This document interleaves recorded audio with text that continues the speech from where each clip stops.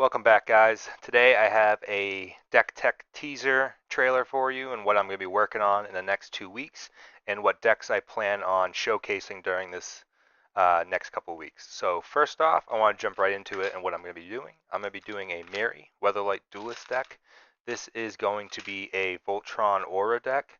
I once had her built as a Cats deck, and then after not really doing much with that. It kind of sat for most turns, and I didn't have enough value churning.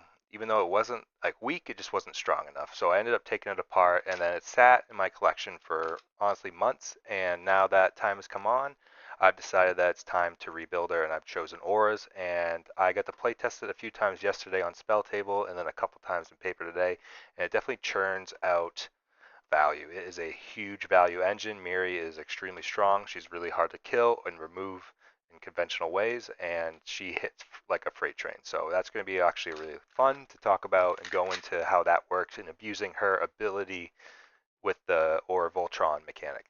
So that's going to be the first one I'll probably dive into, and then after that, I'm going to go into Yoshimaru Ever Faithful and Kedis Emberclaw Familiar. This is Boros, so it's extremely aggressive. I'm going to be running a bunch of legendary permanents in this. Almost everything's a legendary permanent that can be. I have very few that aren't, and essentially it's just churning counters onto Yoshi, keeping him protected at all times, and using Kedis' ability to group slug the table, and maybe using Yoshi's commander damage to take out a more problem character or player. So with that being said, Yoshi's going to be a lot of fun. It's going to be aggressive. It's going to be fast, and I think you guys might enjoy that type of gameplay. So we'll do that probably after Miri.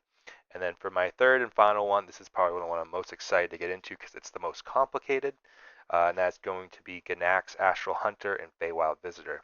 Now this is a dragon spawn, is what I call it. Pretty much you are going to be churning out fairy dragons as much as possible, hopefully a maximum of 3 per turn. You can get up to 6, it's definitely doable with double strike, but the whole goal of it is to make dragons. Ganax makes you mana, and then you use that mana to polymorph your dragons, your fairy dragons preferably, which then you can then turn out bigger dragons from your library, and it kind of cascades. We're going to be abusing the ETBs on those with the damage pingers and the treasure generator. So essentially it's just going to be a huge value steamroller. It just gets really out of hand real quick.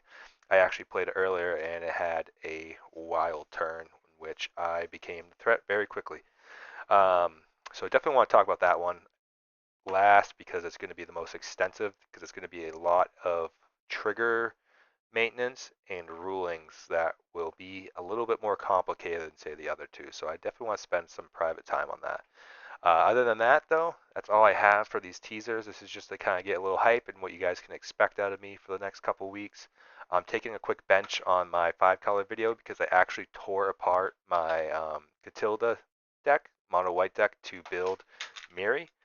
So I need to retool my mono white deck, which is going to be an Erebos deck. I'm taking essentially the cats out of Miri, putting it into Erebos, the mono white one from Foundations that just came out, and making just a lower power, easy cat blink deck. So it should be fun.